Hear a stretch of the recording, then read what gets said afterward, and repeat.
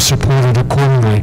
I said earlier, I would strive to get all those amenities to break even.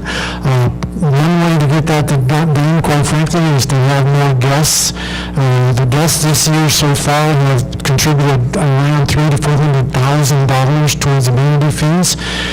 So the more those are, the better off. They pay higher fees than we do. But to answer the question specifically, I don't see us being able to break even with the amenities unless we raise the fees to the point where I don't think, I personally don't think we should do that. So.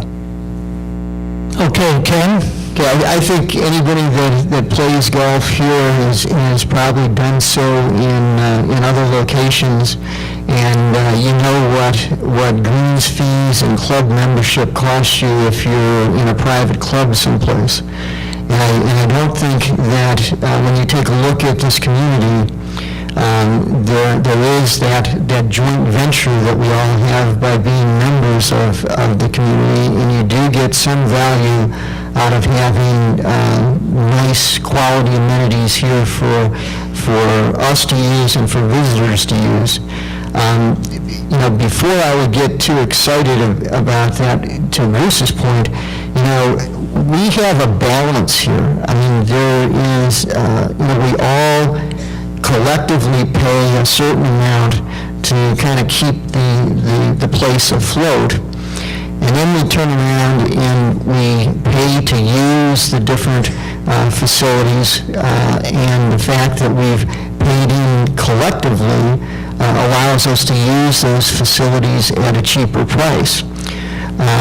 You could raise the prices on everything that we do here. We mentioned that a little bit earlier with food and beverage. We could take those prices up and make them not only competitive with other restaurants in the area, but you could charge a premium because it's located here. I don't think many people want to pay that kind of money for the food that's being served by our food and beverage operation, and I don't think many of us would like to be paying $100 a pop to go play golf.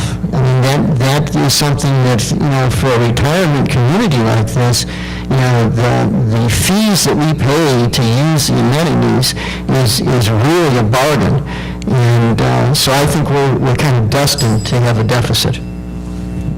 Okay, Tom? I think the first thing that you got to look at is when you start talking about the amenities totally supporting themselves, what do you do with the trails, for example? Do you charge people to walk the trails? I think that the administration of that would far exceed any revenue that you generated. Amenities in a retirement community or retirement resort community, if you will, have to be subsidized to some extent. I would like to see that on an operating level that they break even. Capital becomes another issue. The capital demands of a golf course are very, very high. The capital demands of the tennis center are high. You look at pools. Are you going to charge somebody the cost of operating those pools?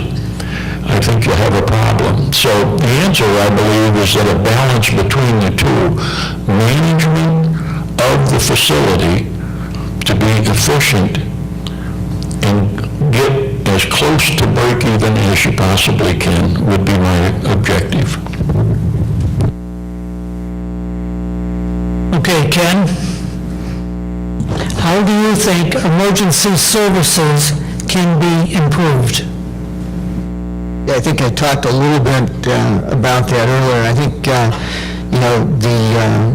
the ambulance piece is something that got a lot of attention over the past year.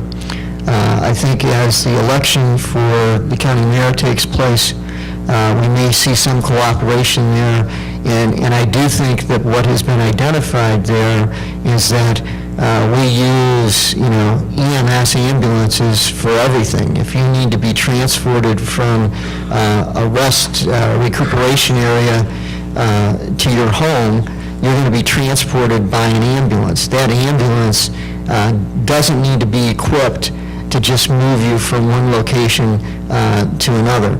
So I think the addition of the non-emergency basic life support vehicles would be a huge plus and would certainly drive down the response times and make the ambulances more available.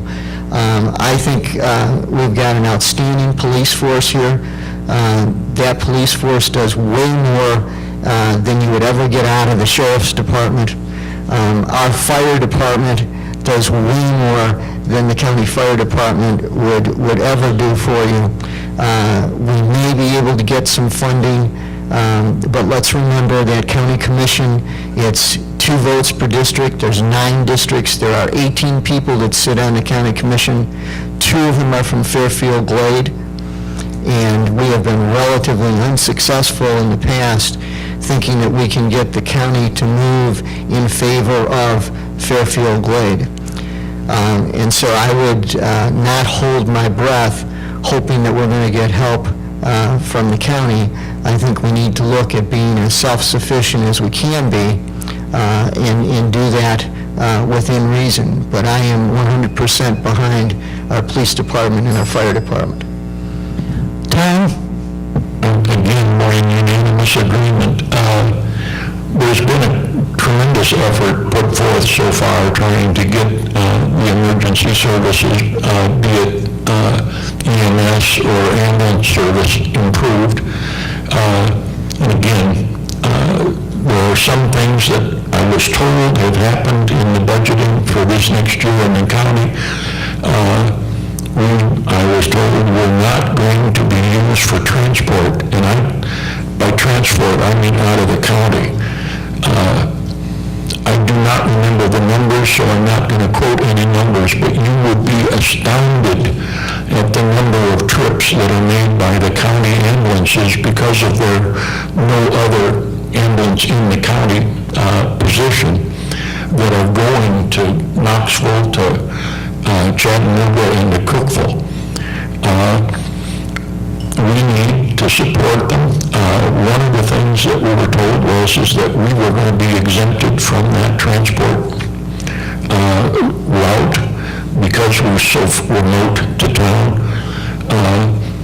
There's a number of efforts going on in terms of improving the response time. We are not good on response. The county is supposedly doing a better job of recovering fees. They lost, I believe it was $2.1 million in ambulance fees last year because of untimely application to Social Security. So there's money there if they can get that act together. They are buying a new ambulance. Another ambulance is being put in service. So there are some things that are going to improve. But I think we need to support and push for that activity. Thank you. Bruce? Yeah, to me, when you say emergency services, I think police, fire, and EMS. Police-wise, we've got a great police department. I sit down with them every year and go through their budgets, and we fund them well, and they are responsible, and they handle their budgets very well. I don't think that's an issue. As far as fire is concerned, again, I would like to sit down as a board member and sit down with the fire department, go through their budgets, and see how we help fund their needs along with the county. When it comes to EMS, I need more data, but obviously we need good EMS coverage. I've heard various numbers, various information, and I'm not sure exactly what the right information is. So for me, I'm all for helping to fund the EMS issues, but I would like to see what the real data is to ensure that we have adequate EMS response as well. Okay, Tom, this is the last question for tonight, and then we'll have closing remarks. You ready, Tom? Anytime. Should the board have limit on their spending authority? That's a good one. Yes, I believe there should be, the limit number should be determined by the membership. I personally don't think that that a board ought to be able to spend $600,000 on something without asking the asking the membership, excuse me. So the answer to the question is yes. I would propose that if that is addressed and that's in the covenants and bylaws, that it be done by a vote of the membership. Bruce, to specifically answer, no. I don't think there should be a limit. In my dealings with the Financial Advisory Committee and the board, there was a lot of thought in planning done. If we start this process that I've talked about earlier about the 5-year plan, the 5-year financial plan, and truly hold town hall meetings where we get direct feedback from the residents about their views on what we plan on doing, I think the board will do the right thing. I think that's why you elect them. I mean, if you vote for two of us, you're saying to us, we trust that you're going to do the right thing for Fairfield Glade. I think that's how this has to be done. But again, I think there needs to be a better plan. There needs to be a better defined plan. And I think that plan needs to be reviewed in town hall meetings and much more feedback given to the Financial Planning Committee and to the board before final decisions are made. Ken?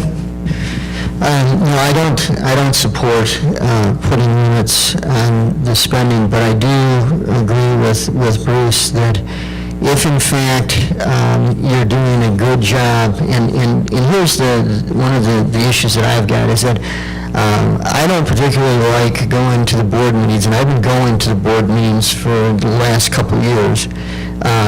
I don't like being surprised at the board meeting and hearing about a project that we're going to fund for the first time. Now, typically, the notice is given and all that, but I think we need to do a much better job communicating what we're going to do. Certainly having a plan does that, and I think that each year in the annual meeting, the board ought to come clean with exactly what do they plan on spending money on, and being able to articulate why we need to spend that money.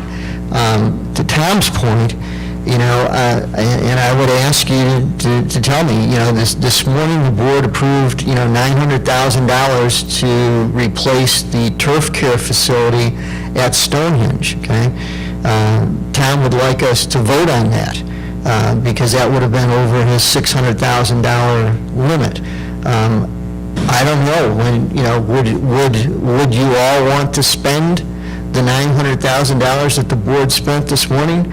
Or would you have preferred to vote that down and say do without the turf care facility for the next couple of years?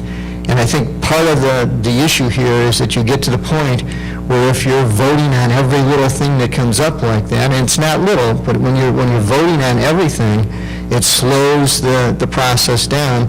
We're already a year or more behind on trying to get that done based on the process that we went through to try and reduce the costs. So, no, I don't support that. Okay, we're to the part now of closing comments. Each candidate will have 3 minutes to make their closing statements. And we drew cards, and Ken, you're the first one. Okay, I ran a little long in my opening comments, so I'll make sure I cover the two things that I didn't touch on. The first one was I am in favor of the opening of the communication channels for alternative points of view. But when I look at that, what I'm saying is I want to talk to folks that are coming to me with solution-based considerations. I'm not interested in hearing you complain about things that happened 10 years ago. If there's an issue, identify the issue and offer a solution, and I'm more than willing to talk to anybody about that as long as it's civil and it's respectful. The final thing that I wanted to talk about was I'm in favor of restructuring our membership dues. And I think we should have our dues divided into two categories. One should be for the club administration and operations, so that would have all your amenities in it and all that.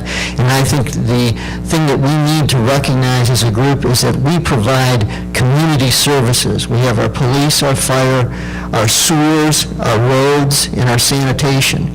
And if you bust up the dollars that we pay, we actually will pay more dollars for community services than we do for amenity operations. And so I'm in favor of us doing that, and I think our funds that are on the community services side should be dedicated funds that you can't bring back into the amenity budget to cover losses. And so that's where I was going with that as I opened. My closing comments are going to be pretty brief. A while ago, I wrote a letter to the editor, and I talked about the community, and I think the best way to summarize where we are is that we need to learn from the past, enjoy the present, and plan for the future. And I think my focus is going to be, where do we go from here? I'm talking about the balanced growth strategy, the disciplined fiscal responsibility, funding for the emergency services, and then the need for open and honest communications with all the residents. And I actually did say two-way in my opening comments, so I don't want to be misquoted there. I do have a website.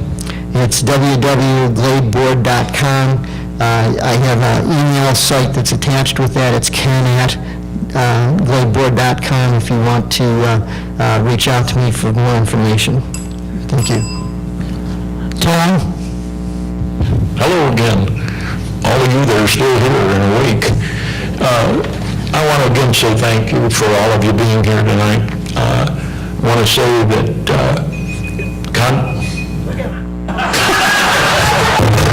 Okay, Tom. We'll give you another 30 seconds. Thank you. Thank you. Are you ready? Yeah. Okay. I'm running this year for three main reasons. Running again this year for three main reasons. The communications issue, I still believe, is a major issue in the community. The need to heal that is paramount to me. The second one is I'm running for everybody, but I want to make sure that the 85% of us who are property owners and residents or non-resident owners, as well as the timeshare people, are adequately represented, heard, and considered in the operations as we make our decisions. I was slammed last year as wanting to destroy this place because I felt that the community needs ought to come first. The maintenance of this community must be our first area of attention. That applies to our amenities as well as to our protective services of police, fire, and ambulance. I've had a lot of people last year and yet again this year that have said that we need to concentrate on some of the things like roads, which we've talked about, and I warned you that most of my closing statement was covered in the questions. Our roads, there's been a lot of requests, at least to me. I'm not sure, I really not had heard that many before this year, for sidewalks, and the need for sidewalks in heavy traffic areas. We need to develop the plan also to protect our seniors, some of our older people. I spent some time with the Fairfield Glade Resources people talking about this, but for us to take a more active role in that aspect of the community. Also, I think we need not have a plan for how to get the low-income people into another living experience, as was suggested by one of the consultants. We need to figure out how to help people stay here and not leave. Really? Ladies and gentlemen, very quickly then, Fairfield Glade is a $20 million a year business. with nearly 50 million in assets. It needs to be run like a business. We need management controls to be put in place based on a business plan that established for every department and a capital plan with zero-based budgeting that supports that plan. We need to define goals and objectives for our management all around the business plan and the budgets. We need meaningful performance reviews for our employees. I love this place and don't want to see it closed. What we need is management on the board. If you have any questions or if you want to get to me, both my phone number and my cell phone really is my phone number, and my email address on the website. Thank you. Thank you, Tom. Now you went over your 45 seconds from last year. I don't think so. I'm not sure how much time I got. Okay, lastly, Bruce? Are we ready? Okay. Maybe. Okay. I would say to you that with my business experience with Alcoa, and particularly my 3 years of experience with the Financial Advisory Committee and working with the board, I've got a really good understanding of the finances here. I think the previous boards that I've worked with, which are 3, have done a good job. I think there's room for improvement. The first thing I think we need to do is get some systems in place so we have better data. The more data we have about where the money's going and how we're controlling it, I think is important. You do that, and I've said numerous times this evening, we need a 5-year business plan, we need a 5-year financial plan behind that. It needs to be 2 years of solid business plan that we're actually going to do. The 3, 4, and 5 years need to be a forecast. We need to update that annually. We need to communicate that to you repeatedly so you get it, so you can understand that I want to be able to go to dinner, I want to be able to go to the golf course and turn to somebody and say, what are we doing this year with your money? And they can tell me. I would challenge you today that there are a lot of folks who can't do that. So I think that's the answer for me, is if I'm on the board, I'm going to really push for a solid business plan and a solid financial plan that would include reserves to minimize any borrowing we have to do. I also want to thank you all for coming. I've been to several community events like this. This is the largest crowd I've ever seen here, so that's really a good thing, and I appreciate you coming. I also have a website. It's fgcandidatecox.com. You can go there, get my email address. My email address is also on the Fairfield Glade website. Send me a message, send me a question, I'll answer it, and I'll post it on the website for everybody to see. The last thing is, whether you vote for me, whether you vote for Tom, whether you vote for Ken, vote. This is one place where your vote counts, so please vote. Thank you for being here.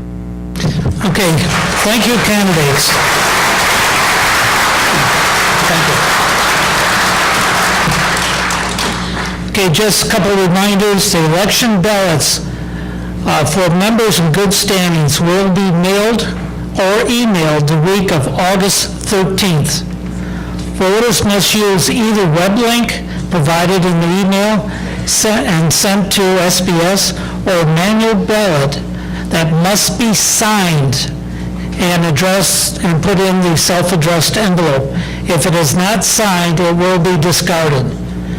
Paper ballots must be postmarked no later than September 7.